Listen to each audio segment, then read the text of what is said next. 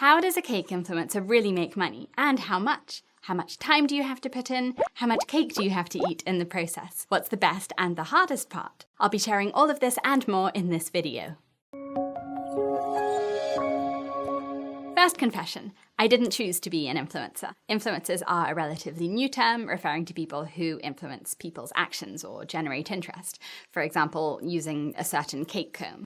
The first cake decorating video I shared was back in 2012, a time-lapse video of making a car-shaped cake in my old cupcake shop in Costa Rica. And I did it just for fun, but then almost 6 years ago, I started accounts on YouTube and Instagram specifically to share cake decorating tutorials.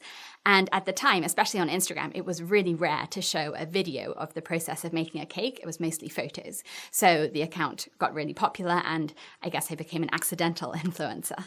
Confession number 2.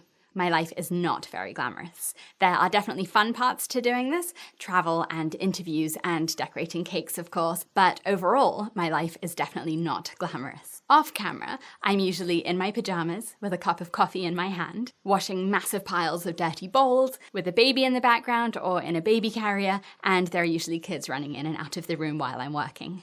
Here's a funny example of this. I took a time-lapse video of a cake melting to show what happens in the sun. And let's zoom out to see the setup. I used my phone on a tripod, but the sun was so strong I didn't want the phone to overheat. So I used one of my kids' umbrellas balanced on a stroller to try to keep the phone in the shade. Not as glamorous of a setup as you might expect. Confession number 3. I don't do this part-time. This is definitely, for me, a full-time job. I do this while my kids are in school and preschool, with a babysitter watching the baby for about 3 hours a day, while the baby naps, which is another 2 hours a day, and about 3 hours after bedtime every night. And if you add that up, that's 40 hours a week. If you want to see the filming, the editing, all of the process that goes on behind the scenes, I do have another video showing that, and I'll put the link up at the top of the screen and in the video description. Even with over 300,000 subscribers, I don't make much money on YouTube. Here's a short with over 1 million views, and I made $77.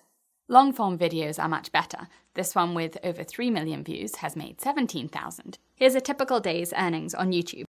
On its own, this isn't enough to live on where I live. So, why do I do it? To hopefully find people who learn from my free tutorials on YouTube and then visit my cake school and sign up for the paid courses there. Same for Instagram. I'm hoping that people learn from the tutorials and then visit the cake school to learn more.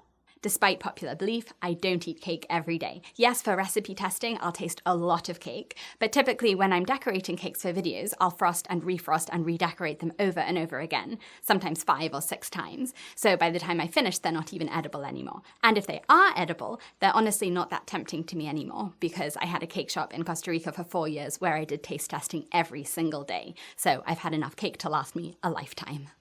I don't have a camera crew, an editor, a marketing team, a website team, a social media manager. It's just me. When I'm decorating cakes, I set up various cameras around the room to get different angles, and then I edit all of my own videos using Final Cut Pro. For my website, I write out every tutorial with photos for people who prefer to read instead of watching the videos. And for marketing, I design and write and send out a newsletter every week. And then I run all of the British Girl Bakes social media accounts: YouTube, Instagram, Facebook.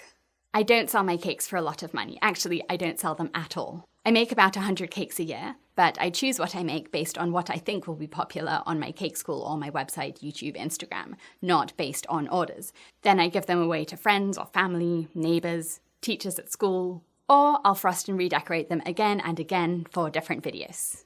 I don't share all of my cake fails. I do like to share troubleshooting, so if I make a mistake in a process, I will share it and I'll explain what you can do to prevent it or what you can do to fix it if it does happen to you. But sometimes when I'm trying to simplify a technique, I'll try lots of different methods and none of them will work. And so I don't end up sharing it, I just move on to something else. I will say that I don't share all of my camera footage. What you see is about a 15th of what I actually film, because it typically takes about an hour and a half to film a cake, and then I'll cut it down to about 5 minutes for the YouTube tutorial. So I'll cut out all of the boring parts and just try and show the key moments that you really need to be able to see in order to replicate that technique at home. I don't have any qualifications to be a cake decorator. I actually went to university to study law, I graduated, I moved to Costa Rica to teach English, I ended up opening a cake shop, moved to Los Angeles and managed some bakeries there, had a baby, was totally overwhelmed and started making cake decorating videos on maternity leave to try to keep myself sane. And here we are. The hardest thing about being a cake influencer is trying to find a balance. I choose when I work and how much I work, and so when I'm working on a project I love, it's easy to try to find more time to spend on it by getting extra babysitting hours for my kids, or cancelling plans, or working late at night, instead of making time for what's really important, which is spending time with my friends and family. So creating a work-life balance by defining which hours I'm going to work and then sticking to that is, for me, the hardest part. Let's finish with the best thing. I have so much flexibility to choose what I want to do, how much of it to do, and when to do it, which means I can spend a lot of time with my family. And with a lot of advanced planning, I can travel and work from anywhere.